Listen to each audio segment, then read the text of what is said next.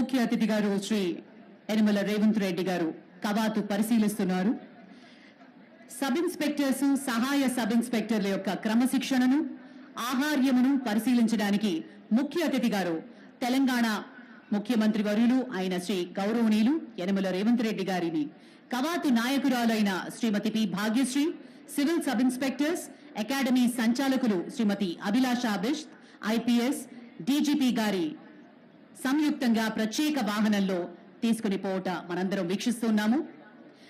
ముఖ్య అతిథి గారు మన తెలంగాణ ముఖ్యమంత్రి వర్యులు ఆయన గౌరవనీయులు శ్రీ యనమల రేవంత్ రెడ్డి గారు యువకులు, ఉత్సాహవంతులు మరియు ప్రగతిశీలురు వ్యక్తులు కాదు, వ్యవస్థలు ముఖ్యం.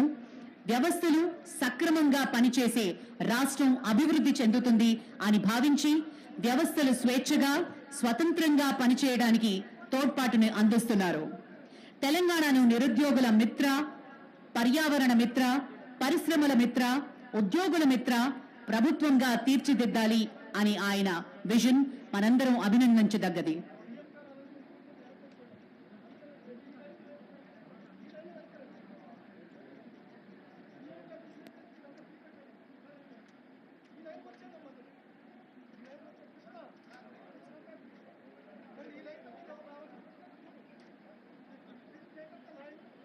Ladies and gentlemen, Honorable Chief Guest Sri Revanth Reddy Garu is now reviewing the parade with a great vision and dynamism to have a better state.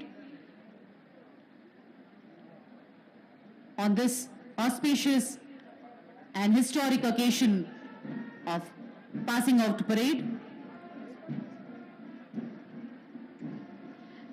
as we witness the first contingent commander Anugula Raghavendra Reddy, second in command Kadala Venukumar, second contingent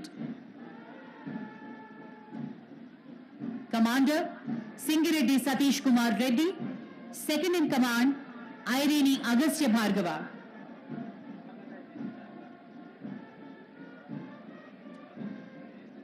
third contingent commander Malis Shashivardhan Reddy, second in command Kosgi Chandrasekhar,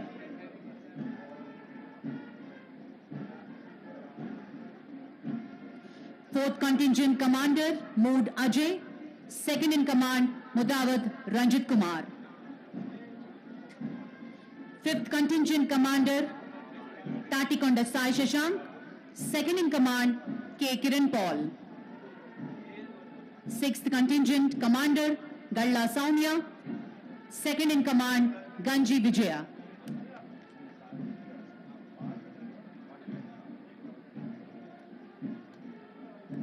seventh contingent commander Banda Mamata, second in command Sushma Shivampet, eighth contingent commander Mood Jaipal, second in command Boini Saujanya,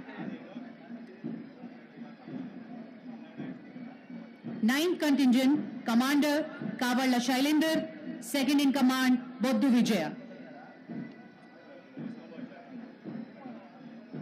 10th contingent commander Bonta Praveen, second in command G. Akhil Kumar, 11th contingent commander Pasupula Nagaraju, second in command M. Kamalakar, and the 12th contingent commander Gandikota Tirumulesh, and second in command V. Prasad Rao.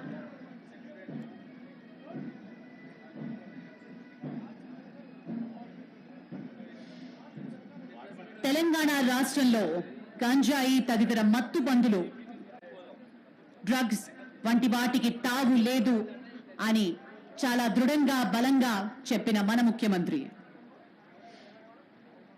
టీఎస్నాప్ ద్వారా police విభాగానికి పూర్తి సహాయ సహకారాలు అందిస్తూ ఉన్నారు. రాష్ట్రంలో శాంతి భద్రతలు పరిరక్షణకు పోలీస్ విభాగానికి పూర్తి స్వేచ్ఛను ఇచ్చి కావలసిన సదుపాయాలను కూడా సమకూరుస్తున్నారు మన గౌరవనీయులు ముఖ్యమంత్రి. స్నేహపూర్వక పోలీస్ విధానాల ద్వారా ప్రజలకు పోలీస్ అధికారులు చట్ట పరిధిలో రక్షణ కల్పించాలని మార్గనిర్దేశానికి చేస్తూ పోలీస్ విభాగంలో శిక్షణ అత్యంత ప్రాముఖ్యత కలిగినది అని భావించి శిక్షణ అనంతరము తగిన సహకారం అందిస్తున్నారు మన ముఖ్య అతిథి గౌరవనీయులు ముఖ్యమంత్రి రేవంత్ రెడ్డి గారు. తెలంగాణ ముఖ్యమంత్రి వర్యులు అయిన గౌరవనీయులు రేవంత్ రెడ్డి గారికి అకాడమీ సంచాలకులు శ్రీమతి అభిలాష బిష్ట్ ఐపీఎస్ గారి తరఫున మరియు Telangana director general of police doctor Jitender IPS గారి తరఫున అభినందనలు, శుభాకాంక్షలు, శుభాభివందనలు అందరి తరఫున తెలియజేసుకుంటూ ఉన్నాము.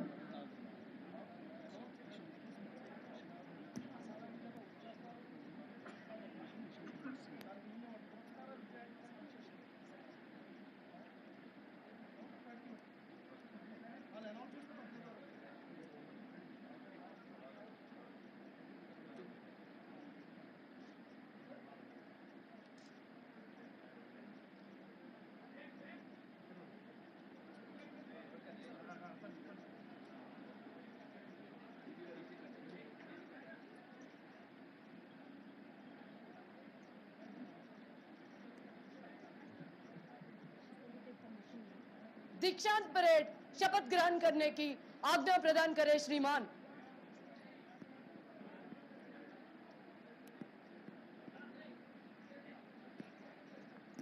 Parade commander has sought permission for Shapath Grahan. In a short while from now, Nishan Toli will arrive with our national flag.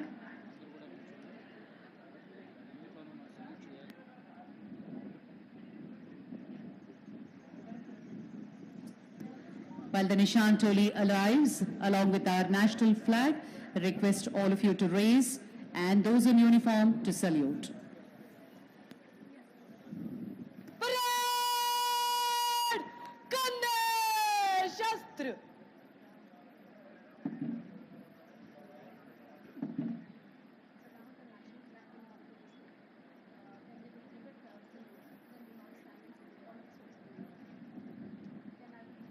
निशान टोली परेड पर.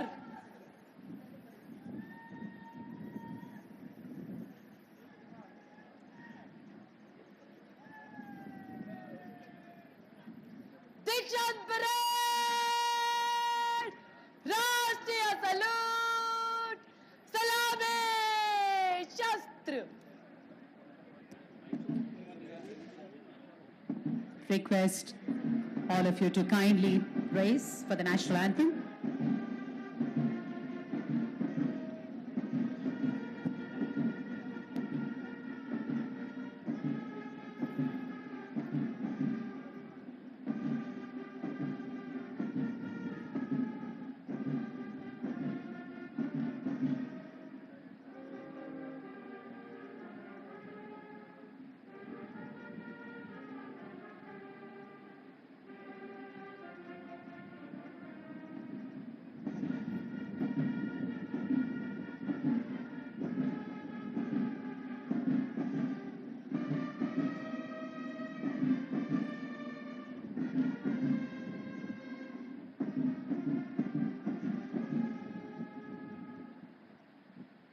परेड कंधे शस्त्र. परेड बाजू शस्त्र.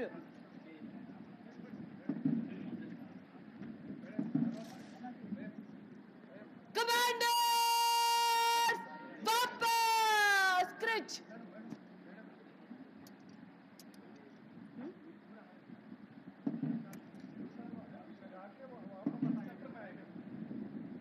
कमांडर्स जगालो.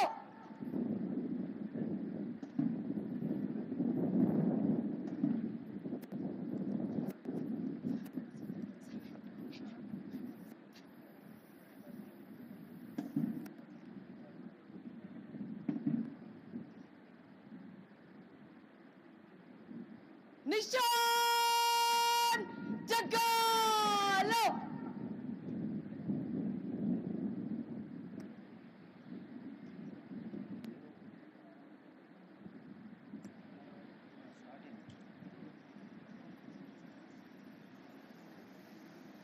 निशान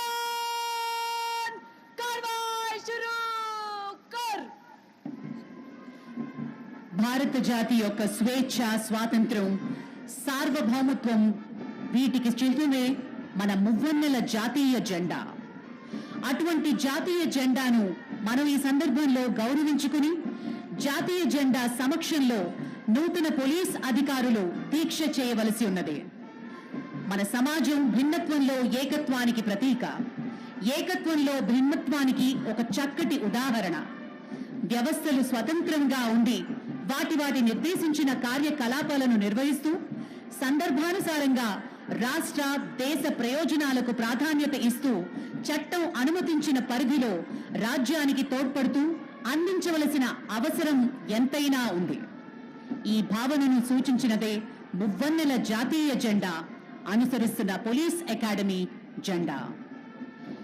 జాతీయ జెండాలోని 3 రంగులు మన జాతి యొక్క సామర్థ్యాన్ని, తత్వాన్ని మరియు అభిలాషను తెలియజేస్తున్నాయి. కాషాయ రంగు సామర్థ్యానికి, త్యాగానికి సూచన. తెలుపు రంగు సత్యానికి, ధర్మానికి సూచన. ఆకుపచ్చ రంగు అభివృద్ధిని సూచిస్తుంది.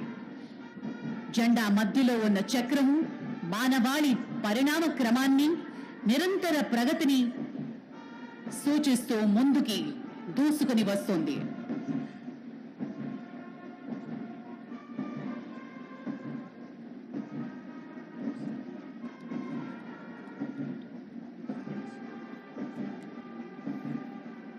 National Flag Bearer RSI Rahul and Unity Flag Bearer Harishankar, a special applause.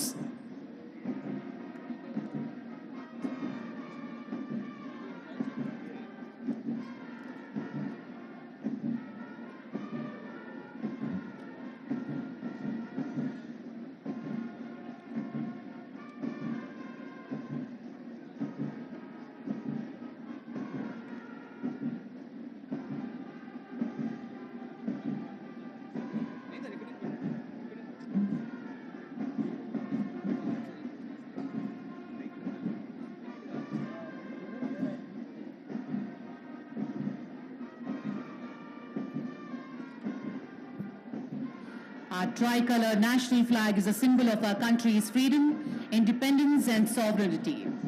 On this very special occasion, we honor the national flag and the new police officers taking oath in the presence of the national flag in a short while. Our society is an excellent example of unity in diversity and a significant need for institutions to function independently and prioritize the state and national interest while remaining within the limits of the law. The tricolor national flag symbolizes the capability, philosophy, and aspirations of our nation. The saffron color signifies strength and sacrifice. White represents truth and righteousness, and green stands for growth. The wheel in the రాజా బహదూర్ వెంకట్రామరెడ్డి గారి ప్రాంగణంలో police academy director అభిలాష బిస్ నాయకత్వంలో వారి శిక్షణ ఆధ్వర్యంలో ఈరోజు sub ఇన్స్పెక్టర్లు, reserve sub ఇన్స్పెక్టర్లు,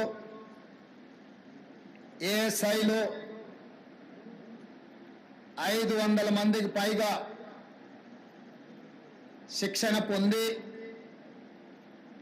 రేపటి నుండి 4 కోట్ల తెలంగాణ ప్రజల సేవకు బయలుదేరుతున్న మీ అందరికీ మనస్ఫూర్తిగా శుభాకాంక్షలు తెలియజేస్తున్నా.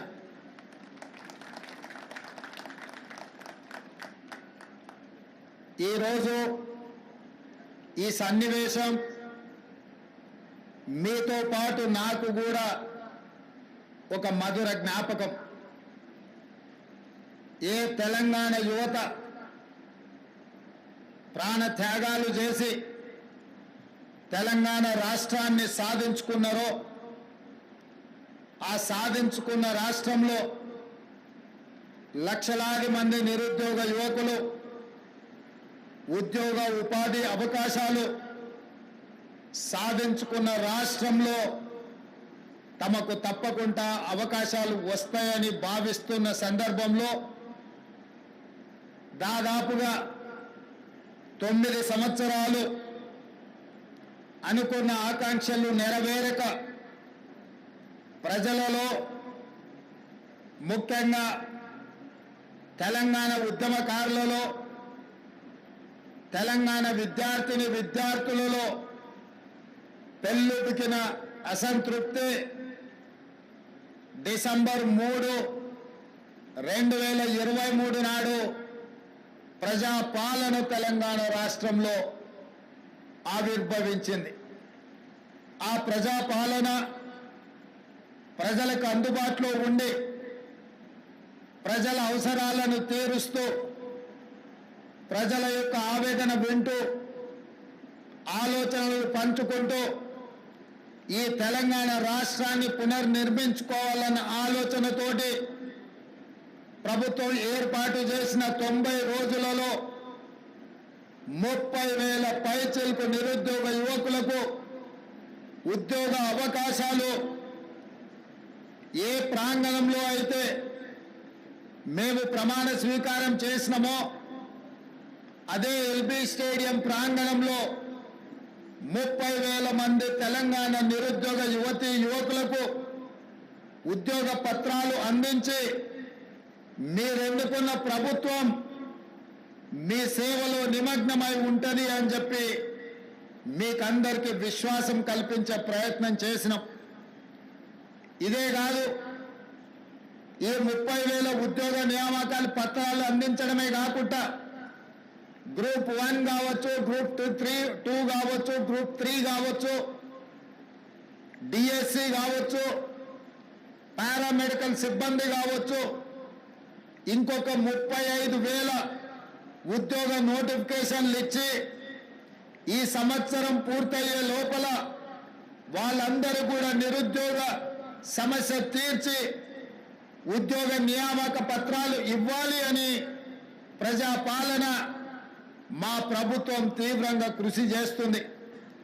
ఒకనాడు తెలంగాణ పబ్లిక్ సర్వీస్ కమిషన్ అంటే ప్రశ్నాపత్రాలు పరీక్షా కేంద్రాలలో ఉండకుండా జిరాక్స్ సెంటర్లలో ఎక్కడ పడితే అక్కడ విచ్చలవిడిగా అమ్ముకుంటుంటే పరీక్షలు రాసిన లక్షలాది మంది నిరుద్యోగ యువకులు ఆందోళనకు గురై ఆందోళన బాట పడుతున్న సందర్భంలో తెలంగాణ పబ్లిక్ సర్వీస్ కమిషన్ని సంపూర్ణంగా ప్రక్షాళన చేసి ఎలాంటి అనుమానాలకు ఎలాంటి తప్పిదాలకు అవకాశం లేకుండా పబ్లిక్ సర్వీస్ కమిషన్ని కొత్తగా నియమించి ఆ నియామకాల ద్వారా నిరుద్యోగ యువకులకు ఉద్యోగ నియామకాలు అందించాలన్న ఆలోచన మా ప్రభుత్వం చేస్తున్నది. అందుకే ఈరోజు పబ్లిక్ సర్వీస్ కమిషన్ నిర్వహిస్తున్న ఏ పరీక్షల మీద లక్షలాది మంది నిరుద్యోగ యువకులకు ఎలాంటి అనుమానాలు లేవు. గత 9 సంవత్సరాలు ఉద్యోగ నియామకాల కోసం నోటిఫికేషన్లు ఇవ్వమని కదము దొక్కిన విద్యార్థులు ఈనాడు మన ప్రభుత్వం వెంటనే ఇస్తున్న ఉద్యోగ నోటిఫికేషన్లను మళ్ళీ కొంతకాలం వాయిదా ఇవ్వండి, అన్ని నోటిఫికేషన్లు ఒకేసారి వస్తే మేము పరీక్షలు రాయడం కష్టమవుతుంది, మాకు అన్ని పరీక్షలు హాజరు కావాలి, ఒక దాంట్లో కాకపోతే ఇంకొక దాంట్లో అయినా మాకు ఉద్యోగ అవకాశాలు వస్తాయి అని చెప్పి వాళ్ళందరూ మా ప్రభుత్వానికి విజ్ఞప్తి చేసింది. అందుకే గ్రూప్ 2 పరీక్షల్ని వాయిదా వేసి మీకు అనుకూలమైన నిర్ణయం తీసుకోవడం జరిగింది. ఆనాడు ఉద్యోగ అవకాశాల కోసం కదం దొక్కిన మీరు ఈనాడు నోటిఫికేషన్లు ఇవ్వడంతో శిక్షణ తరగతులలో మీరు నిమగ్నమై చదువుకుంటున్నారు.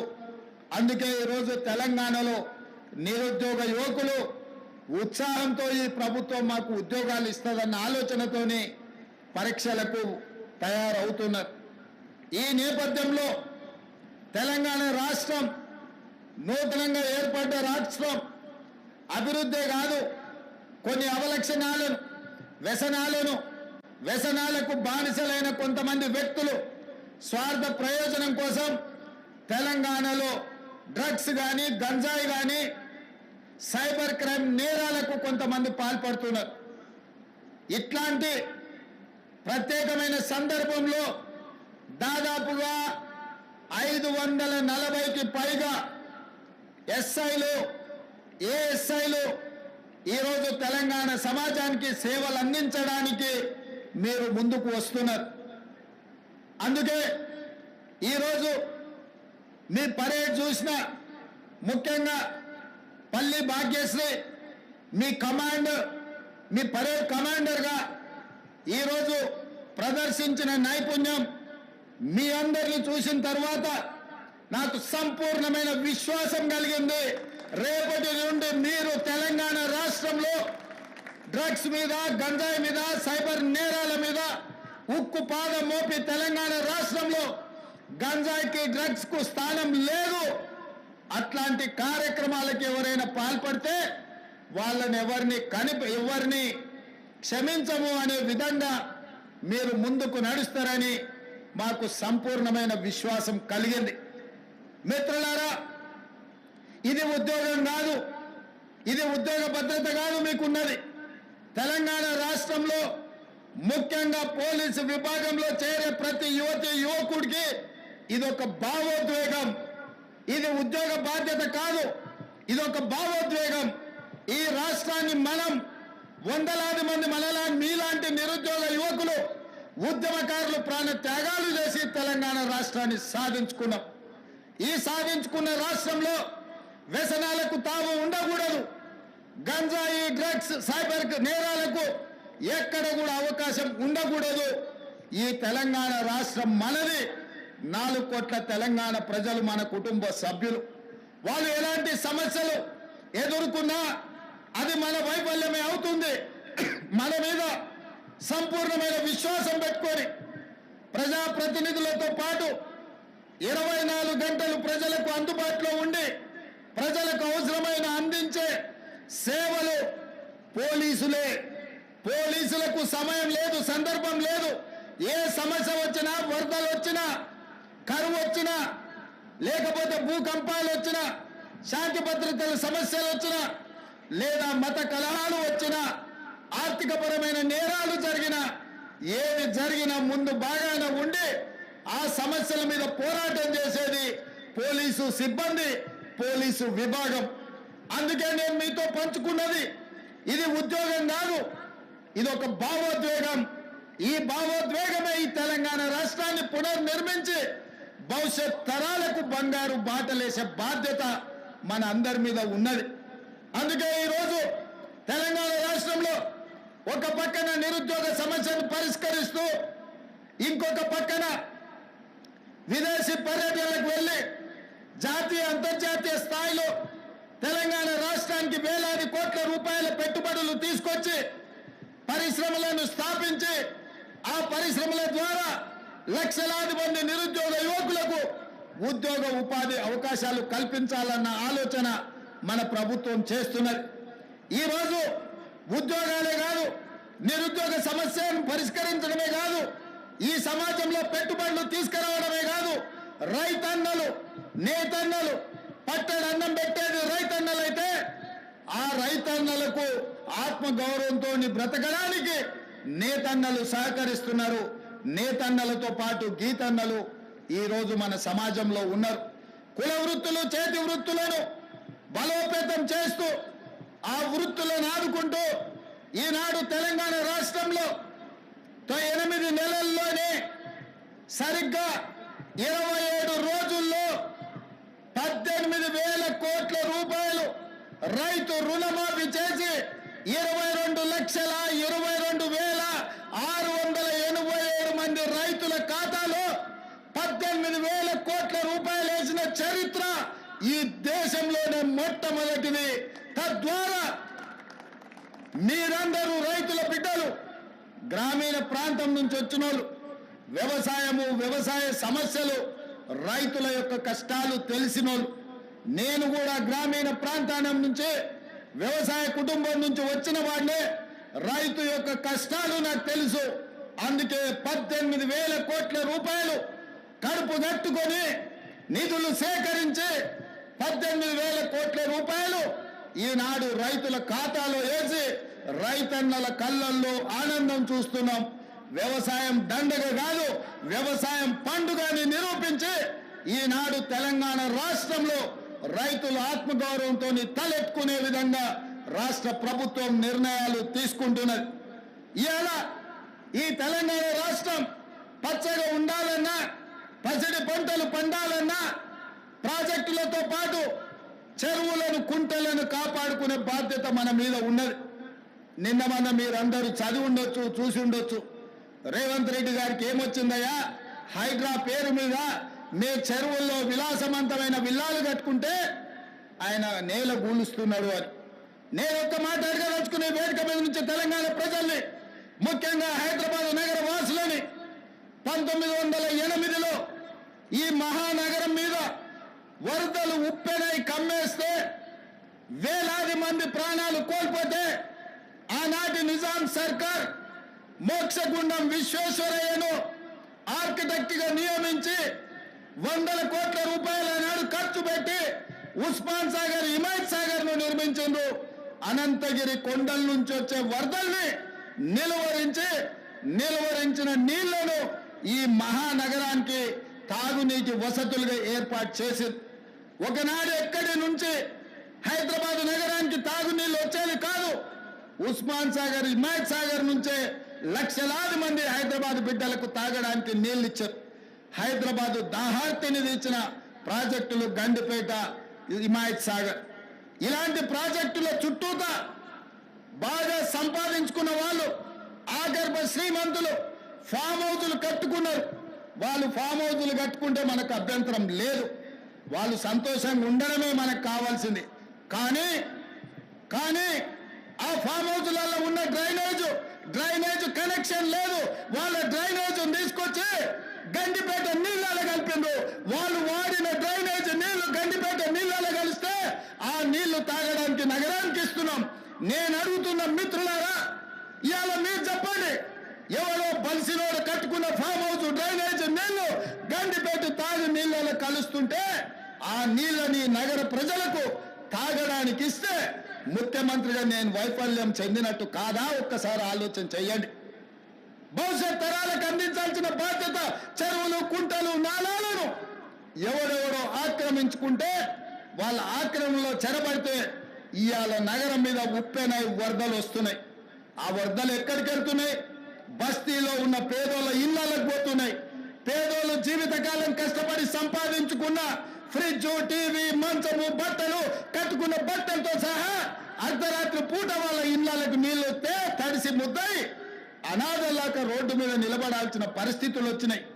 మున్నేరు వాగు పక్కన ఖమ్మంలో అయినా, వరంగల్ జిల్లాలో అయినా, హైదరాబాద్ నగరంలో అయినా, కృష్ణానది ఒడ్డున మునిగే ప్రాంతాలైనా దుర్మార్గులు ఆక్రమించుకున్న చెరువుల వల్లనే ఇవాళ వరదలు వస్తున్నాయి. అందుకే హైడ్రాను ప్రారంభించడం. హైడ్రా స్పెషల్ టాస్కే ఈ చెరువులను ఆక్రమించిన వాళ్ళను చెరబట్టాలని, చెరబట్టిన వాళ్ళ నుంచి విడిపించాలని, అలాంటి వాళ్ళను అవసరమైతే చెరసాలకు తోలాలనేది నా ప్రభుత్వ విధానం. అందులో ఎంత గొప్ప వ్యక్తులున్నా, ఎంత మహామహులున్నా వాళ్ళు చెరువులను వదలక తప్పదు. అందుకే ఈ వేదిక మీద నుంచి గొప్ప వ్యక్తులకు నేను విజ్ఞప్తి చేస్తున్నా, అయ్యా, ఆక్రమించుకున్న చెరువులను మీరే వదలండి, గౌరవంగా పక్కకు తప్పుకోండి, నీటిపారుదల శాఖకు అప్పగించండి, మీకేం కావాలనో పోయి దూరంగా కట్టుకోండి. లేకపోతే ఉన్న పలంగా నేల మట్టం కూలగొట్టే బాధ్యత నేను తీసుకుంటా. ఇలా ఎఫ్టీఎల్లో కానీ, బఫర్ జోన్లో కానీ, నాలాలలో అక్రమంగా నిర్మాణాలు ఏవైతే ఉన్నాయో వాటన్నిటినీ నిరభ్యంతరంగా మేము తొలగిస్తాం. మీరు ఎక్కడికి వెళ్ళినా, మీరు తాత్కాలికంగా కోర్టుల నుంచి ఏమన్నా తెచ్చుకున్నా న్యాయస్థానాలలో కూడా కొట్లాడి ఆ స్టేలను వెకేట్ చేయించి మీరు ఆక్రమణలు తొలగిస్తాం. ఇదే కాదు, ఇవాళ మూసి ఒకప్పుడు అనంతగిరి నుంచి వచ్చే కృష్ణానది జలాలకు ఒక ఆలవాలం. కానీ ఇవాళ కాలుష్యం అయిపోయింది. ఇవాళ మన బతుకులను చిందరవందర చేస్తున్నాయి. నల్గొండ జిల్లా రైతులు ఇవాళ ఏడుస్తున్నారు. హైదరాబాదు నగరంలో నుంచి వచ్చిన కాలుష్యం నల్గొండ ప్రజలకు చేరుతుంది. అక్కడ పంటలు కూడా విషమయమైపోయినాయి. మా కోమటిరెడ్డి వెంకటరెడ్డి గారు పదే పదే నా దృష్టికి తీసుకొచ్చి నల్గొండకు వస్తున్న కాలుష్యాన్ని నియంత్రించండి, మూసీని ప్రక్షాళన చెయ్యండి అని.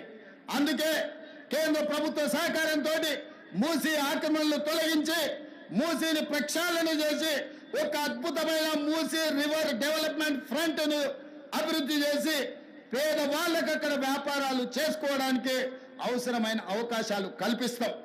మరి ఇవాళ మూసీ పరివాహక ప్రాంతంలో పేదలు ఆక్రమించుకొని ఉన్నారు. జిల్లాల నుంచి వచ్చి ఇల్లు కట్టుకొని ఉన్నారు.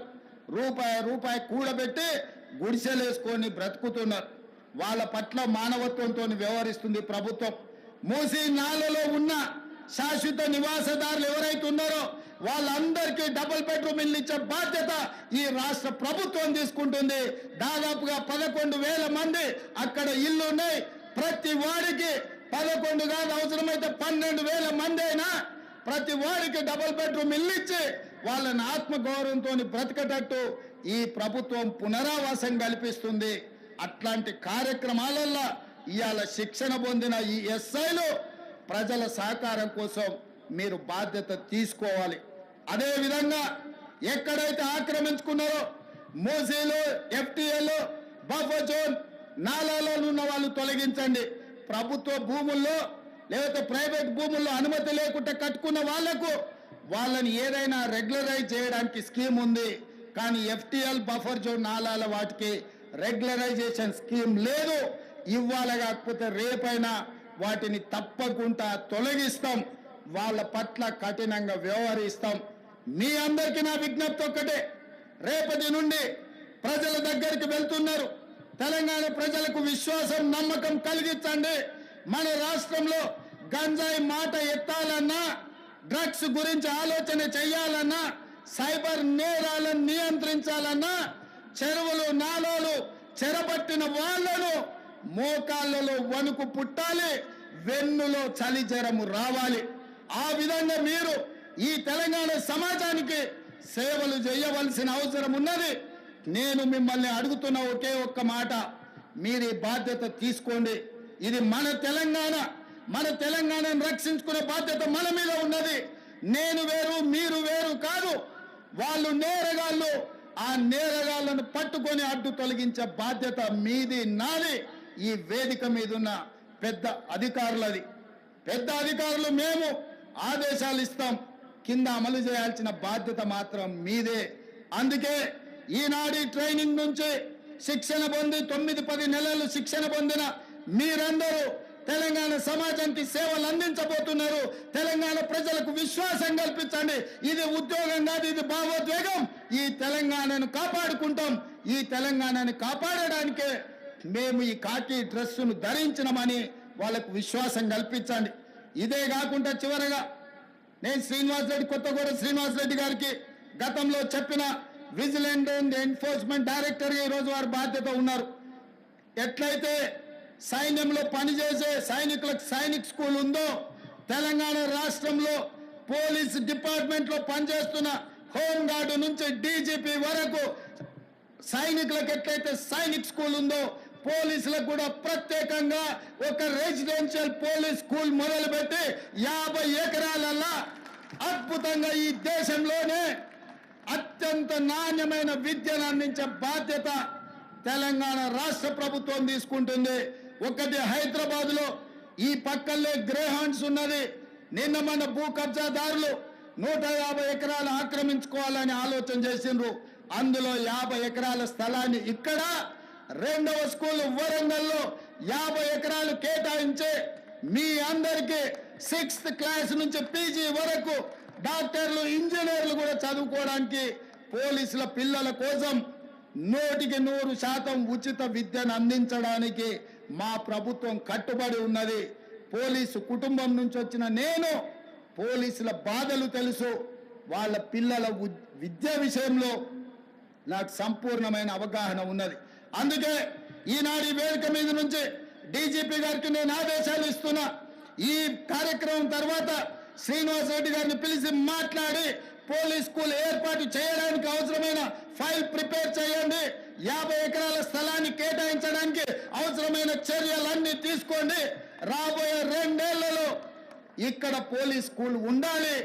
హోంగార్డు నుంచి డీజీపీ వరకు ఏ హోదా అయినా మీ పిల్లలు చదువుకోవాలంటే అందరూ ఒకే దగ్గర చదువుకోవాలి, ఒకే దగ్గర ఉండాలి, ఒకే దగ్గర తినాలి, ఒకే దగ్గర పడుకోవాలి. అప్పుడే ఈ అంతరాలు తగ్గుతాయి. మీ పిల్లలు సుశిక్షితులైన భారతీయులుగా మారుతారు. అందుకే మిత్రులారా, పోలీసుల యోగక్షేమాలు, పోలీసుల యొక్క సమస్యల్ని తీర్చే బాధ్యత నాది. మీరు నిశ్చింతగా ఉండండి.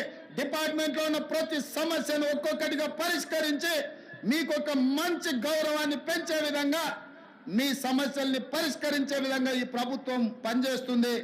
మీరు తెలంగాణ సమాజానికి నాణ్యమైన సేవలు అందించండి. పోలీసు గౌరవాన్ని పెంచండి. పోలీస్ అంటే సమాజంలో చేతులెత్తి నమస్కరించే విధంగా మన వ్యవహార శైలి ఉండాలి, మన నిర్ణయాలు ఉండాలి. మధ్యలో అక్కడక్కడ టీవీలలో సినిమాలలో చెప్తుంటారు ఫ్రెండ్లీ పోలీసింగ్ ఉండాలని. నేను కూడా ఒప్పుకుంటా ఫ్రెండ్లీ పోలీసింగ్ ఉండాలని. ఫ్రెండ్లీ పోలీసింగ్ ఎవరితోని? క్రిమినల్స్తో ఫ్రెండ్లీ పోలీసింగ్ కాదు. బాధితులతోని, సమస్యల మీద కష్టాలలో కన్నీళ్లతో పోలీస్ స్టేషన్లకు వచ్చిన వాళ్ళతోని ఫ్రెండ్లీ పోలీసింగ్ ఉండాలి తప్ప క్రిమినల్స్ తోని కాదు. క్రిమినల్స్ పట్ల కఠినంగా వ్యవహరించండి, బాధితుల పట్ల కారుణ్యంతో వ్యవహరించండి. కాస్మెటిక్ పోలీసింగ్ కాదు, కాంక్రీట్ పోలీసింగ్ ని చేయండి. కాస్మెటిక్ పోలీసింగ్ తోని సమస్యలు పరిష్కారం కావు. కాంక్రీట్ పోలీసింగ్ చేయండి. శాంతి భద్రతలను కాపాడండి. శాంతి భద్రతలు ఉన్నప్పుడే ఈ రాష్ట్రంలో పెట్టుబడులు వస్తాయి. పెట్టుబడులు వస్తేనే నిరుద్యోగ యువతి యువకులకు ఉద్యోగ ఉపాధి అవకాశాలు వస్తాయి. తెలంగాణ రాష్ట్రమే ఈ దేశానికి ఒక మోడల్గా కావాలి. నిన్న సైబర్ నేరాలలో దేశంలోనే ఒక ఆదర్శంగా తెలంగాణ రాష్ట్రం ఉందని కేంద్ర హోంశాఖ మంత్రి అమిత్ షా గారు తెలంగాణ రాష్ట్రానికి రివార్డు ఇవ్వడం జరిగింది. ఆ శాఖను కూడా మనస్ఫూర్తిగా అభినందిస్తూ ఇంత మంచి కార్యక్రమాన్ని ఏర్పాటు చేసి ఇందులో మిమ్మల్ని అందరినీ కలుసుకొని రేపటి భవిష్యత్తు గురించి చర్చించుకోవడానికి అవకాశం కల్పించిన ప్రతి ఒక్క సిబ్బందికి, ఈ కార్యక్రమంలో పాల్గొన్న ప్రజాప్రతినిధులు, స్థానిక ఎంపీ విశ్వేశ్వరరెడ్డి గారు, ఎమ్మెల్సీ మహేందర్ రెడ్డి గారు, అదేవిధంగా స్థానిక ఎమ్మెల్యే ప్రకాష్ గౌడ్ గారు, అదేవిధంగా డీజీపీ గారు, ఇతర ప్రజాప్రతినిధులు, ఈ రోజు పాసింగ్ అవుట్ పరేడ్ చేస్తున్న ఈ సిబ్బంది యొక్క తల్లిదండ్రులు, వాళ్ళ కుటుంబ సభ్యులు వచ్చారు, వాళ్ళందరికీ మనస్ఫూర్తిగా శుభాకాంక్షలు తెలియజేస్తూ మీ అందరి దగ్గర సెలవు తీసుకుంటున్న మిత్రులారా, ధన్యవాదాలు.